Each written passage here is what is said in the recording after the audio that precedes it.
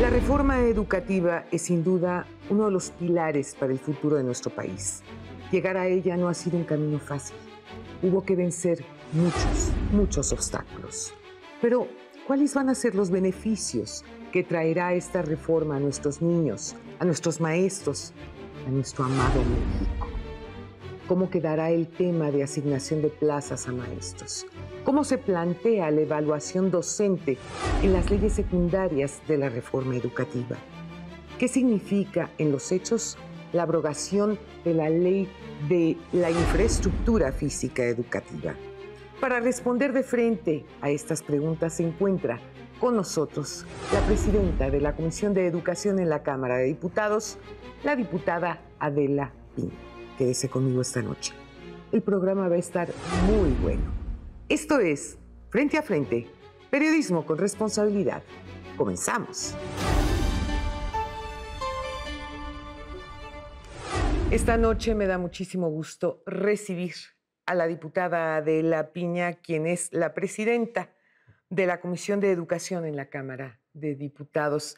Vaya tema, mi querida diputada, de verdad es el tema de temas hoy en día en la Cámara.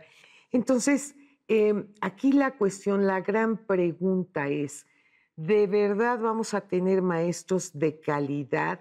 ¿De verdad se les va a exigir a los alumnos como debe de ser? Pues mire, primero muchísimas gracias por su atención y estar aquí también a su auditorio. Comentarle primero que sí ha sido y fue un camino muy complicado por toda la serie de pensamientos y formas de considerar, de hecho, a la educación dentro del sector educativo. Sabemos que hay distintas expresiones en el magisterio y nosotros nos dimos a la tarea de escuchar no solamente a la Coordinadora Nacional Trabajadores de la Educación, sino a todos los sectores. Eso es. Y creo que esta reforma es producto del diálogo, de un trabajo colaborativo, y hay muchos mitos, hay muchas cosas que no están sustentadas realmente en la ley, sino son únicamente posiciones, desde mi punto de vista, ideológicas, pero también irresponsables. Primero, el planteamiento es del gobierno de que tenemos que acabar en cualquier ámbito de la vida pública con la corrupción. Y esto en el sector educativo lo vamos a hacer a partir de un proceso transparente de asignación de plazas. Vamos nosotros a crear, ya se está creando más bien un sistema que se va a llamar así, Sistema Nacional de Asignación de Plazas, en donde todas las vacantes van a estar en un listado y quien va a tener el control único y exclusivo va a ser la Secretaría de Educación Pública. Va a haber exámenes, más bien procesos de selección, así se maneja, en donde se van a considerar multifactores para la asignación de este recurso. Entonces, ¿Cuáles son los elementos que ustedes consideran importantes ahora con esta nueva ley para poder contratar a un maestro, por ejemplo?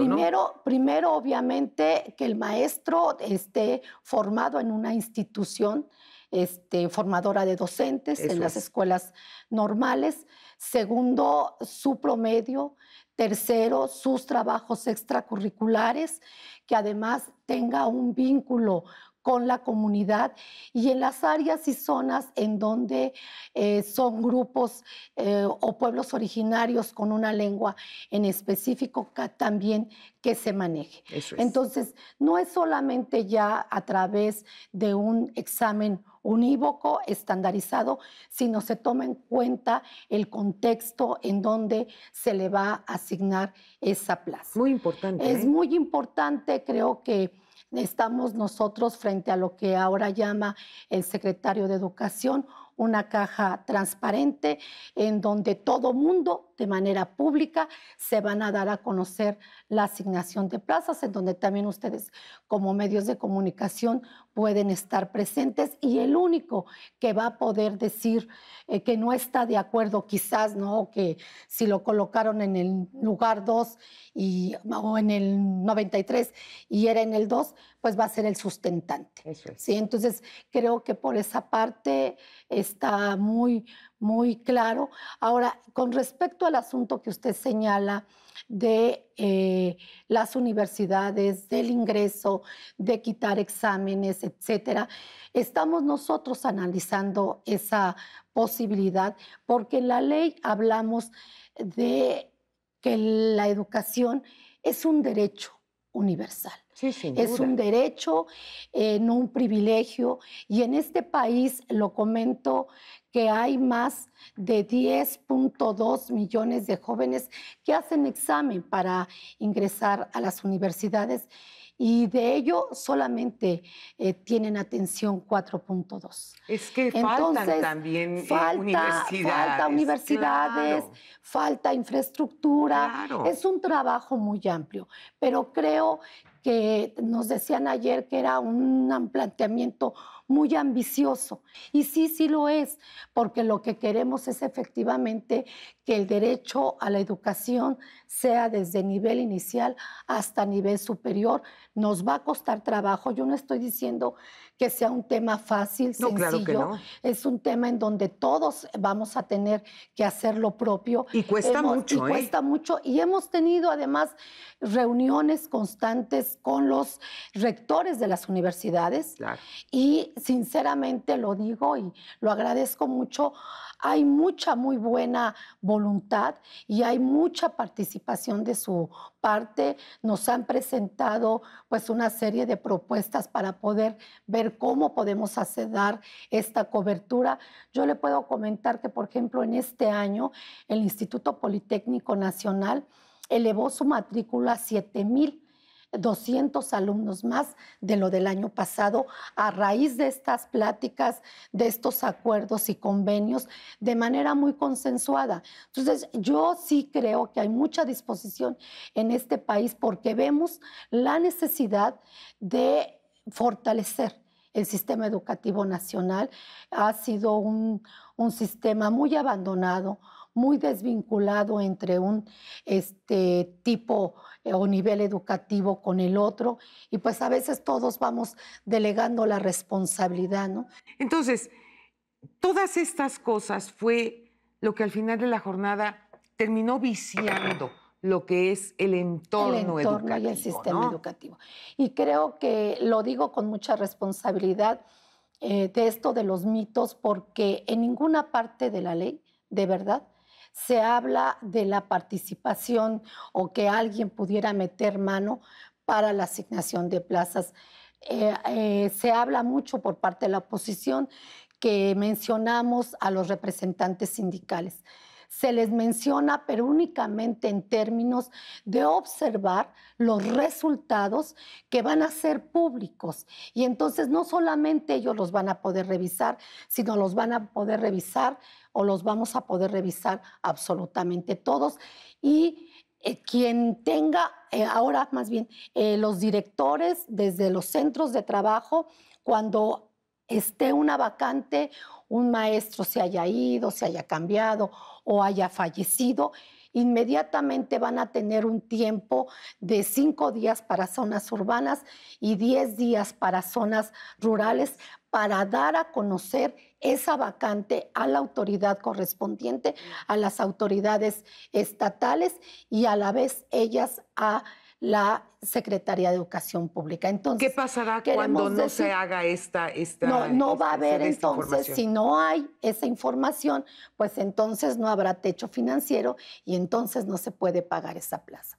Sí, entonces ahí empezamos a poner pues una serie de candados, orden para saber realmente cuántas plazas en verdad están vacantes en cada lugar, en cada región, cada comunidad, y así poder haciendo la asignación de este listado del proceso de selección que se va a realizar y decir, bueno, a ver, tenemos este listado, hay y hace falta un maestro en esta comunidad, y entonces el maestro obviamente que tenga mayor posibilidad, porque a lo mejor es de la comunidad, eso también es muy importante, la función de las normales públicas de este país. Son las formadoras de docentes, y yo puedo decirlo, son las formadoras de docentes que le competen al Estado. Claro.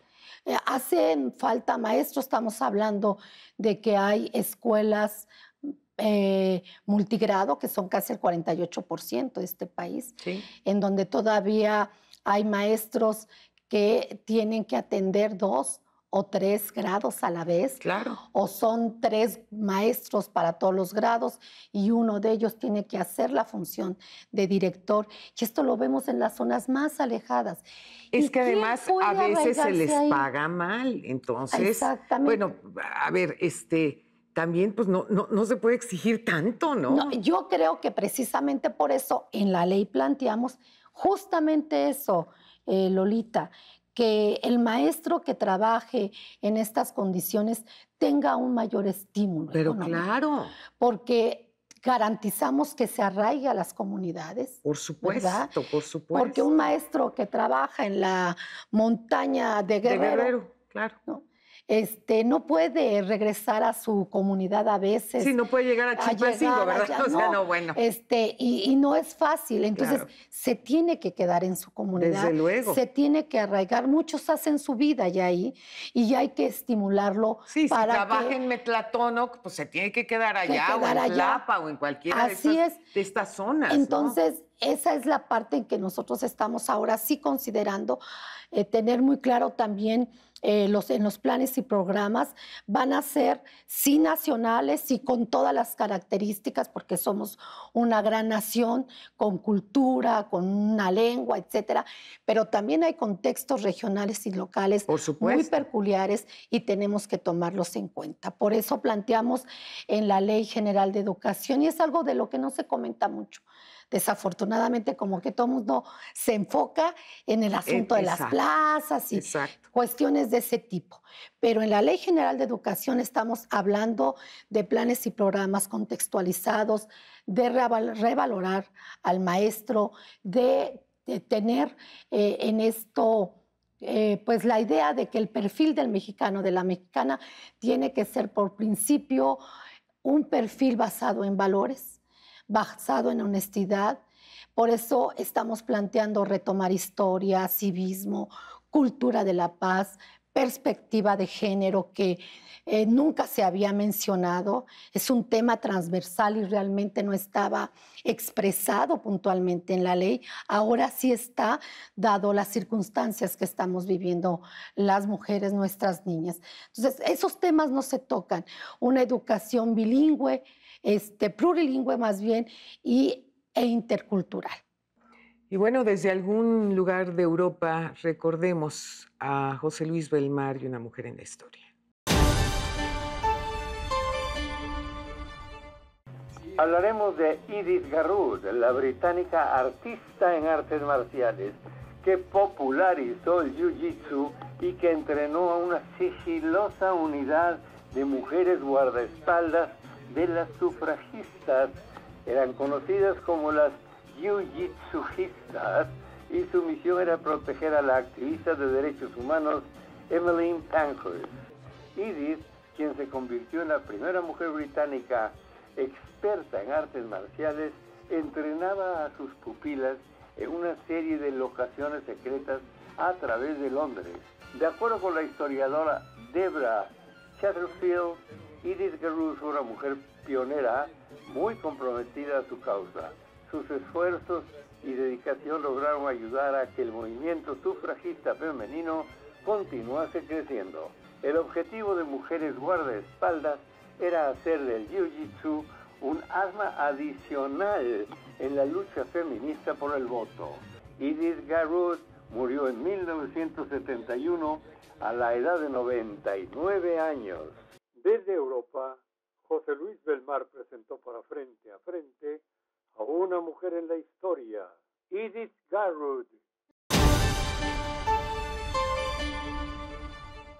Diputada, te agradezco muchísimo que me hayas acompañado esta noche y sobre todo que hayamos tenido la oportunidad de esclarecer varias cosas en relación a esta nueva ley que desde luego lo único que busca es mejorar las condiciones educativas. Mejorar las condiciones educativas de México y todos tenemos que hacer algo. Claro que sí. Sí. No se pierda nuestro próximo programa. Gracias. México vive tiempos de cambio, tiempos de dar la cara, tiempos para hablar frente a frente. Muy buenas noches.